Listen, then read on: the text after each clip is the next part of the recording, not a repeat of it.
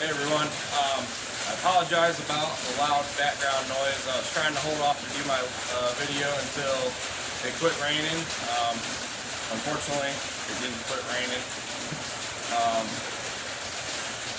So it's bare steel roof on the garage here yet, no insulation or anything. More drops coming off the trees around makes it loud, so hopefully it's not too bad.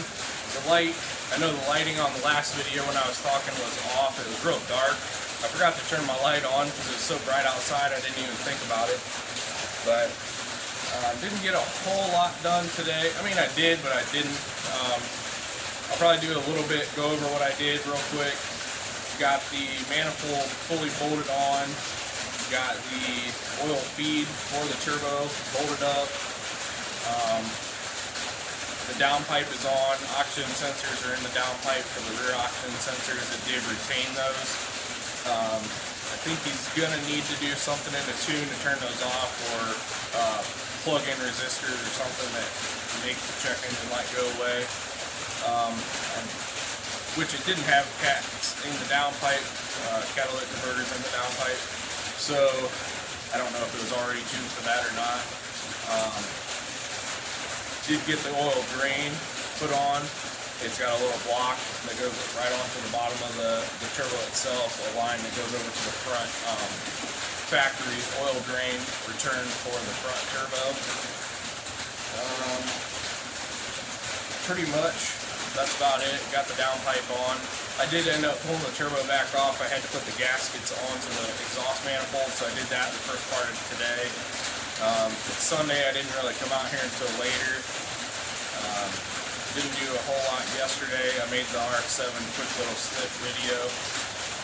So I guess I at least wanted to do a little bit of a video to keep with my routine. So not anything too crazy that went on today. I'll show a little bit of a clip of underneath the car, and then pretty much that'll be about it for today's video. But at least wanted to show the updates as I go.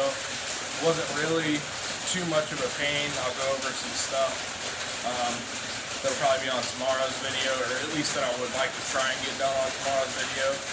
So yeah, I appreciate you guys for tuning in. Kind of trying to do some promoting. My friend Matt stopped by, the other one, my other friend that's helped start Power Shift. So he actually did a small article on this car on opposite lock. I don't know if any of you guys are familiar with opposite lock. I kind of am. I wasn't, me personally, I haven't been a whole lot into the journalism side of it. I can write a little bit, but I definitely don't have the skills that he does. So he kind of took on and did a little bit of a small write-up about it to kind of follow and post, because he has some followers. So I think, I don't quote me his name, I think something That Trucker Guy or something along those lines. I'll have to get his actual screen name, that way you can search for his content. I know he's working on with some pretty big names in the industry and automotive reviews, and he's got an article coming out with them here pretty shortly, so I'm really proud of him for that. Sorry it's raining a little bit harder. Really proud of him for that, and look forward to getting the exposure and hopefully bring a little bit more to Power Shift for us. So I guess on that end note, we'll see you guys tomorrow.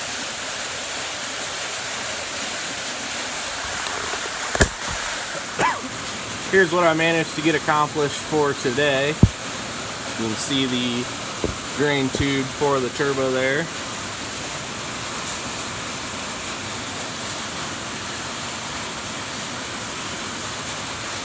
Go on the back side here. Really nice quality downpipe. Bolts right up. A single right out of the turbo there. Nice flex section. The O2 sensors bolt in pretty much in the factory spot. Bolts right up to your factory. I don't believe this is a factory exhaust, but it does bolt up in factory location. Just waiting on the oil pan gasket and bolt kit to show up. Hopefully it'll be here around Tuesday, which I would think it should be. It's coming only from Ohio at ECS Tuning, so it ought to be here pretty quick. I just noticed that there.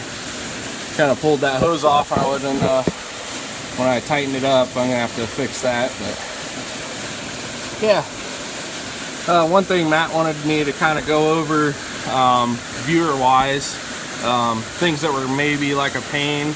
I'm gonna try and, as I'm working, if I get a little bit of a snag, I want to kind of show where I'm working, you know, what I'm trying to get around and what might be a tough part on this. So really the three hardest things that I experienced with this, pulling it apart, there was, and I'm probably not going to get a very good view on it. You can kind of see that clean spot right up in there. Get it into focus. That's the bolt for the steering shaft that comes down to right up there, goes all the way up. That's to the back of the steering column, comes down to the steering rack here. But they say that you need to pull that out, and it actually, in this case, the subframe is actually dropped down. You can see that gap there. This actually sits flush here, so it didn't actually slide out. So I'm guessing that there was enough room, or the subframe just didn't drop down as far as maybe I thought it was going to, or maybe as far as they were expecting it to. So that, it was just kind of a pain of an angle to get to. So that was pretty much one of the only real, that was one of the tough things. Then getting the water pump, which actually bolts right here, the top bolt here. This bolt was a bear to get a tool on. I just didn't have the right combination of sockets or extensions to get to it very well. It was really easily, like I could reach it easy by hand, but not so much, I just couldn't get the right combination of tool. I needed a really short extension, or I needed maybe a 1/4 inch drive E-torque socket, which I don't have. So that would have probably helped speed things up a little bit. The factory exhaust manifold, everything else came off pretty well. And the one thing that I told you guys before, like dropping the whole subframe down, I had, like I was explaining to him, I had a lot of anxiety about dropping it down, and I was worried about how it was going to come down. So, and it was actually a lot of wasted, you know, stress or worry, because it was extremely simple and extremely easy. So pretty much that rag joint, getting that bolt to the rack, not necessarily a rag joint, but that the bolt to the steering column to the rack, that upper water pump bolt, that was kind of a pain. There was another thing that I told him, and I actually wrote it down and I can't remember at the moment, but not really that complicated. You know, had I had the right tools or the right combination, or had I done this before and known what I could get away with. So it's really pretty straightforward to do it yourself. He was saying there's not many DIYers, it seems like, when it comes to BMW. They think BMW and they think, oh, I get intimidated and may not want to work on it. There's really not anything different versus a normal vehicle. There's different fasteners. There's a lot of E-torques, which are the inverted Torx bits, a lot of Torx bits. I haven't ran into it on this car yet, but there could be triple square stuff. I know that's a lot of Volkswagen Audi stuff. But short of that, I mean, the oil pan doesn't seem like it's going to be too bad. The cradle didn't come down hard at all. Like I said before too in my other video, I really wouldn't want to do this without a lift so much, but you could. You would definitely want a big, tall set of jack stands. I wouldn't want anything like just a short, whatever they are, 2 or 3 ton jack stand. You definitely want something big to get it up in the air pretty high. Short of that, I've been extremely happy with how easy everything has come off and gone on, and it doesn't seem like it's gonna be too involving whatsoever. I mean, if you've been following along, I've only worked on this thing, you know, at most 3-4 hours a day the past week. You know, tomorrow will make a week since I've started on it. Today will be the 7th day technically, and I didn't even work on it yesterday. Had I not been waiting on the oil pan gasket, I would pretty much be buttoning up the turbo kit as of today. So for a DIYer standpoint, it's, I don't know, I would definitely tackle it on my own. If you had like a rental, like you could rent a lift, or had a friend that had a lift, I would definitely recommend that. But you could definitely do it on the ground. Me being spoiled with a lift, I definitely wouldn't want to though, just for the ease of going up and down with the car, top and bottom. But I've been spoiled, I've been really fortunate. So